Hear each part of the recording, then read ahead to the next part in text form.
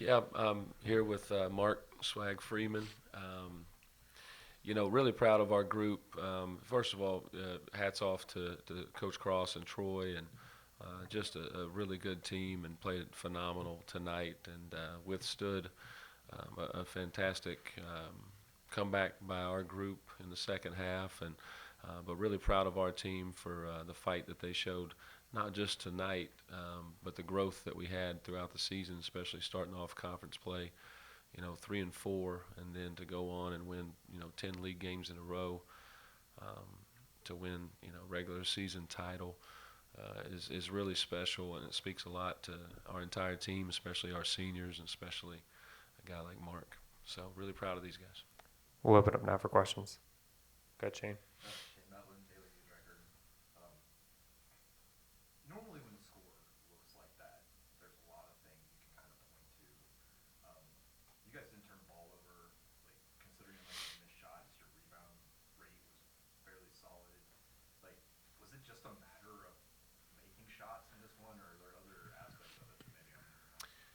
Yeah, that was probably quite a bit of it. I thought we struggled to finish our paint shots, and give Troy credit. They did a phenomenal job. They got 8 blocks, and what's not on the stat sheet is how many times that they altered and changed shots once we got in there. But I thought our guys did a phenomenal job of really attacking, getting their feet into the paint, and then we just didn't finish some of those.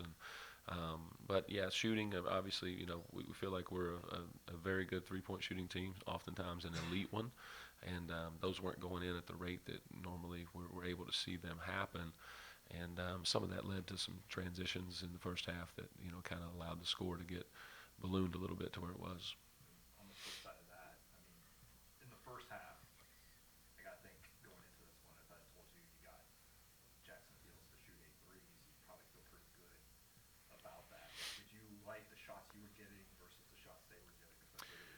Yeah, I thought we were getting great looks. I think we started the game 1 for 5 on layups once we were getting in there, right? So we were getting some really nice looks. I thought our threes, good inside out threes that these guys were generating and creating for each other. That we're capable of making all of those.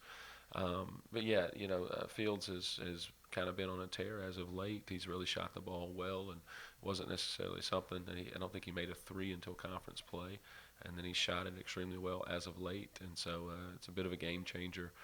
It's almost like playing a totally different team when he can step out and make threes, and kind of changes the complexion. But when he can get out there and hit 5 of those at that position and the mismatch that it offers, it's certainly a tough matchup. Question over here.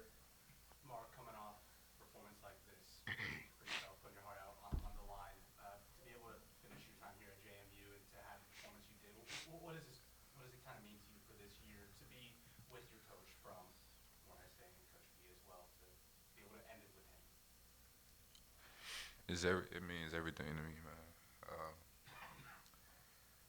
Yeah, man, I love this staff so much, and we've been through a lot. I came here about 99.999%. It was for the staff. So yeah, it's great staff. It means everything to me, man. We had a great year this year. Just couldn't finish it, but man, it means everything to me to finish my career off with Coach P and the staff.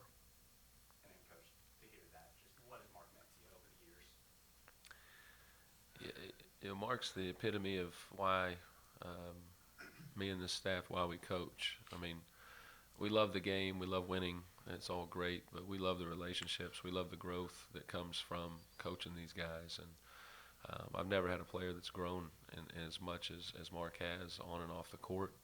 And he's accomplished so many amazing things.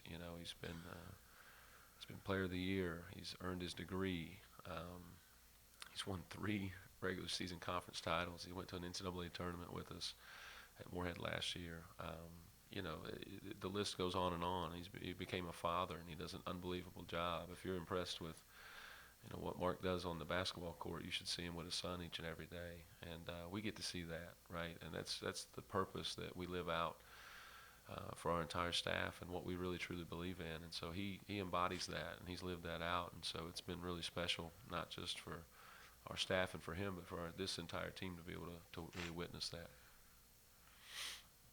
Coach, a question here from Zoom. As you're in your first year at JMU, how important was it to have a guy like Mark come over with you who knew the staff and knew the culture you're trying to build, and have a leader like that in the locker room in your first year with the Dukes? Well, we wouldn't be sitting here, talking about the great season that we had, and it was vital. I mean, it really truly was. You're coming in and it's a blank slate. You're recruiting guys from all over the country, different roles, different levels, and coming here with high expectations, both from the JMU side and certainly where we've been.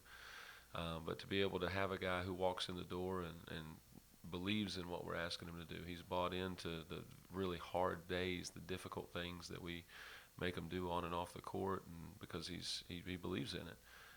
So he was the guy that we could constantly point to and say, this is how it should be done. This is how you should respond. And then he was also in that locker room, constantly being the voice for this staff to help get everybody on the same page, because getting 12 new players on the same page is an extremely difficult task to do, and it can't be done by the coaches. There's got to be guys in the locker room who have that buy-in, and Mark had that from day one. Coach, another question here from Jackson Hepner on Zoom. Did you feel like the 11-0 run in the early portion of the game for Troy impacted the team's focus at all, and how did you kind of talk to them about that and respond? Yeah, I felt like it was a pretty self-inflicted, no, not to take any credit away from them, but I thought we did some really nice things. We got into the paint, we got the layups, we didn't quite get to the finishes that we had really talked about and emphasized, and then we had a couple mismatches in transition. That's where Jacksonville got a couple of his threes from, and so we felt like those were all really correctable mistakes. That they were self-inflicted, and give Troy credit, they certainly capitalized on those, but we weren't hitting the panic button. We weren't getting away from what our game plan was. We just needed to do it a little bit better and a little bit more consistent. So that was kind of the message. Coach, in first year of this new Sun Belt tournament, I mean, 9 days off. I'm just a little curious if you thought maybe it was just a little sluggish at the start, maybe tribute to that, or if you had a chance to do it over, would there be anything different in preparation to get off to a faster start? No, I don't think so.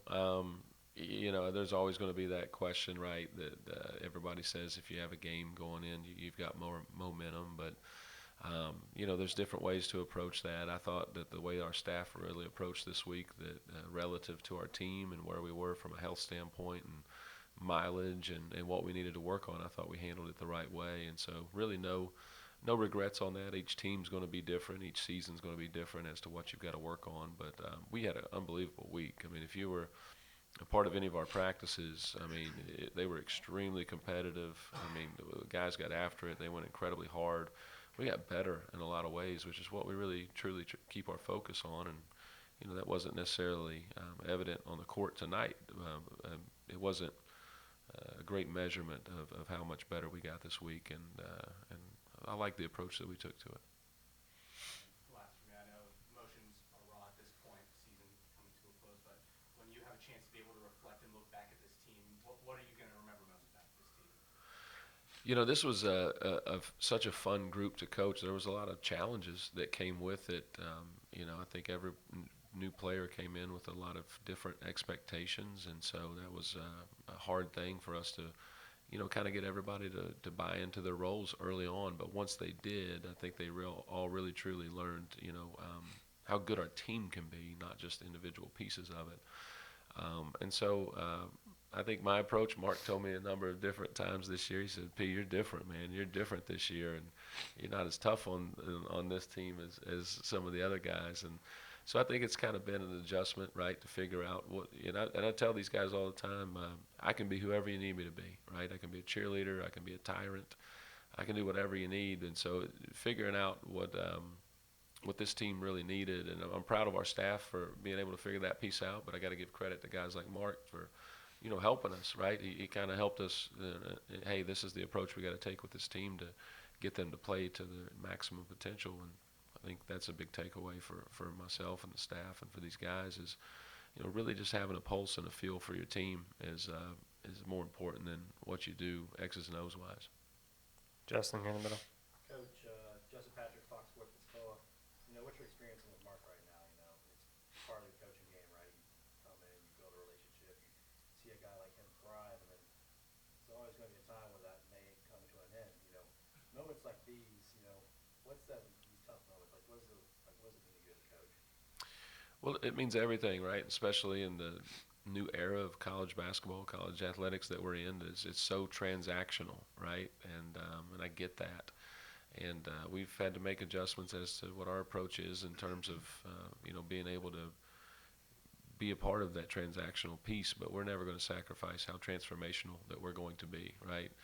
We don't tell players that we're going to have a relationship with them, and in the moment they don't play well for you, forget about them. Like, we really truly care about our guys, and when you do that, then you set yourself up for moments like this, right? But when you love guys, you care for them, and you invest so much. When it comes to an end, however that is, it hurts, and it should hurt. Um, but we don't have any regrets about that at all, because it's the entire purpose of what we do. We want to see these guys become great fathers, great men, great husbands, and we really believe that, and we try to teach them life through basketball. So. Coach Shane? And to kind of follow up on what you said about being different this year, this is for both of you, but there were some particular stats early in the season where, whether it be bench minutes or playing guys with fouls, things like that you were much different than some of your last few Moorhead teams, and it kind of started reverting more towards what you've done before. Did you make any changes, or like after feeling this team out a little bit, kind of go back to what you guys had done previously, or was that just kind of how it worked out? And Mark, did you kind of notice like getting back to like maybe the Moorhead way of things? I'm gonna be honest, bro. I didn't understand that question. To be honest. Well, I guess to simplify it, early in the season, there were some categories where this was different than a typical Coach P team. Right, right. And then, like, as it went on, like, a lot of categories kind of got more towards what his Moorhead teams Right. were like. Did you kind of see a change, especially as you guys started winning more games? Yeah, I think like you said, when you said we started off a little slow, but eventually down to like sooner later in the season, everybody just started figuring out and buying in slowly but surely. And I think, like you said, I played a big part in that. I was like, I trust what they do. I trust their plan. Like, I've been through it. So, and like I've done nothing but win with them. So I know it's going to work eventually, and it did this year, but we just fell short. But yeah, I think it was, it was like you said, we got 12 new guys, man. We got high major transfers. So, high major transfers coming to a mid-major, high mid-major school. It's expected to, okay, it's expected to, I got to get something done here. But later, everybody bought in later and just figured out what's more important, and that was the team. So that's why we